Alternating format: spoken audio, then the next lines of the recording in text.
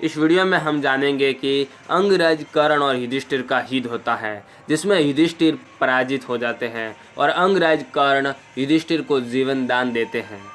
नमस्कार मित्रों, history fact में आप सभी का हार्दिक स्वागत है। मैं हूं आपका दोस्त रतन सिंह।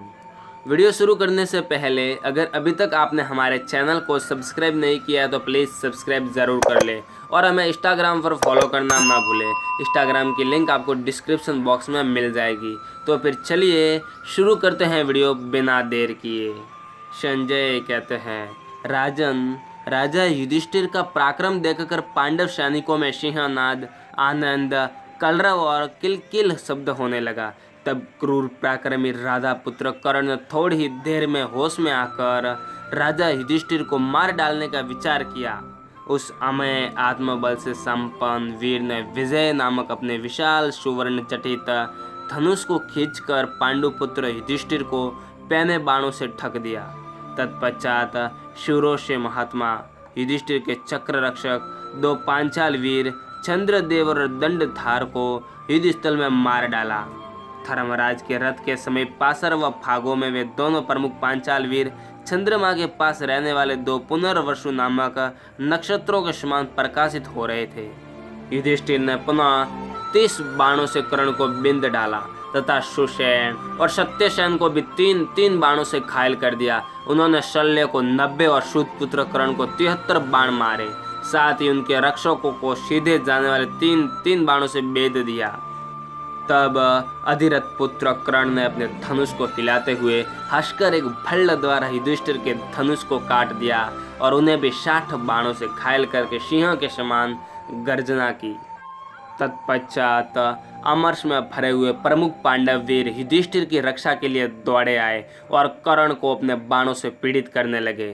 सात्यकी, छेकितान, युयुत्सु, पांडव, धृष्टद्युम्न, शिखंडी, द्रौपदी के 5 पुत्र, प्रभद्रगण, नकुल, सहदेव, भीमसेन और शिशुपाल पुत्र एवं करुष, मत्स्य, कैकेयी, काशी और कौशल देशों के योद्धा, ये सभी वीर सैनिक तुरंत ही कर्ण को घायल करने लगे। पांचाल वीर जन्मेजय ने रथ, हाथी और घुड़सवारों की सेना साथ लेकर सब ओर से कर्ण पर धावा किया और उसे मार डालने की इच्छा से घेर कर बाण वर्षा आरंभ कर दी और कर्ण को चोट पहुंचाना आरंभ किया। पांडव पक्ष के प्रमुख वीरों द्वारा सब ओर से आक्रांता होने पर कर्ण ने ब्रह्मास्त्र प्रकट करके बाणों द्वारा संपूर्ण दिशाओं को आच्छादित कर दिया।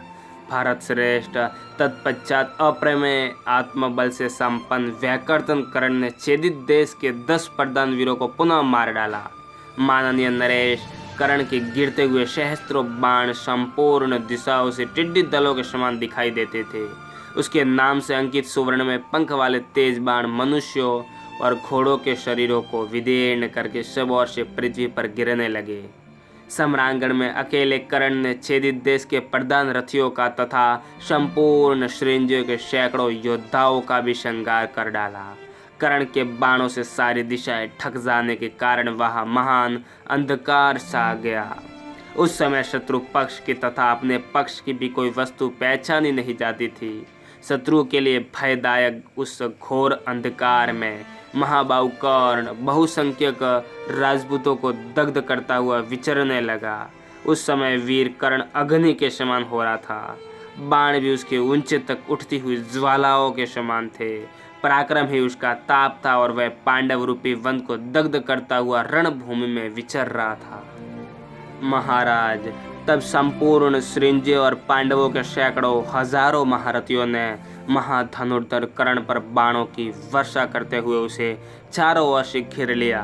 महाधनुर्धर महामना कर्ण ने हंसकर महान अस्त्रों का संधान किया और अपने बाणों से महाराज युधिष्ठिर का धनुष काट दिया।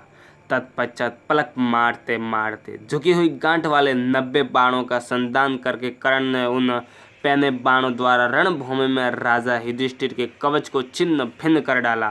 उनका वह सुवर्ण भूषित रत्न जटित कवच गिरते समय ऐसी शोभा पा रहा था मानो सूर्य से सटा हुआ बिजली से बादल वायु का आघात पाकर नीचे गिर रहा हो।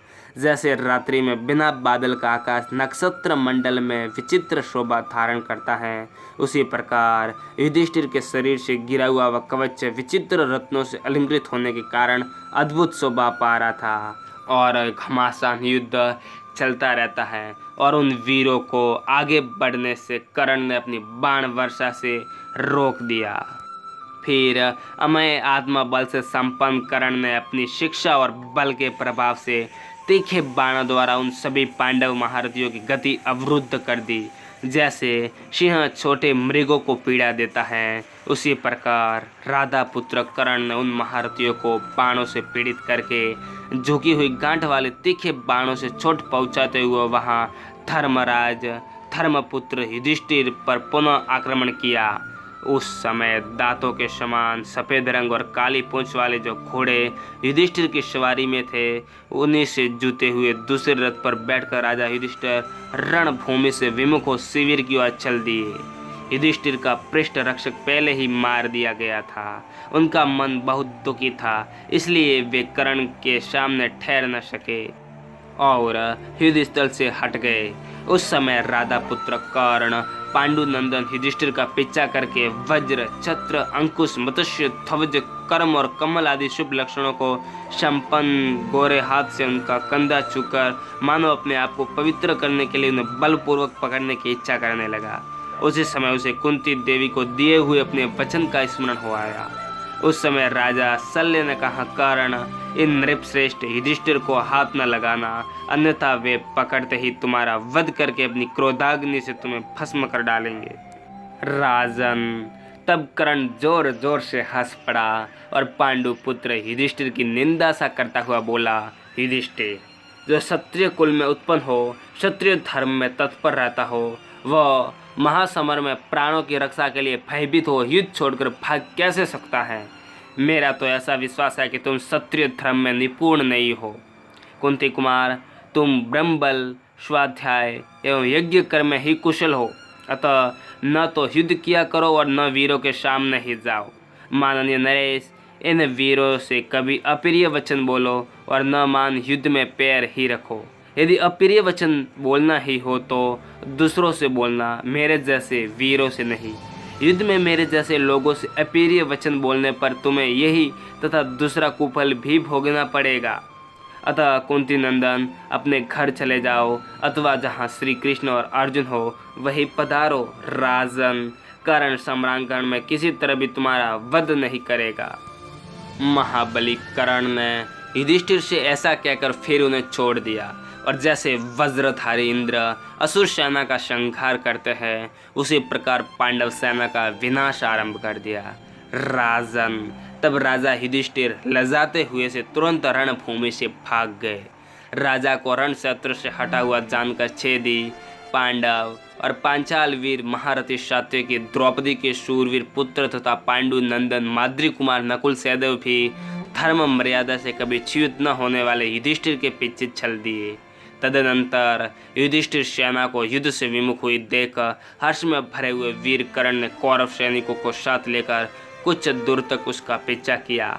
उस समय भेर, शंख, मृदंग और धनुषों की ध्वनि सब और फैल रही थी तथा दुर्योधन के सैनिक सिंह के समान दहाड़ रहे थे।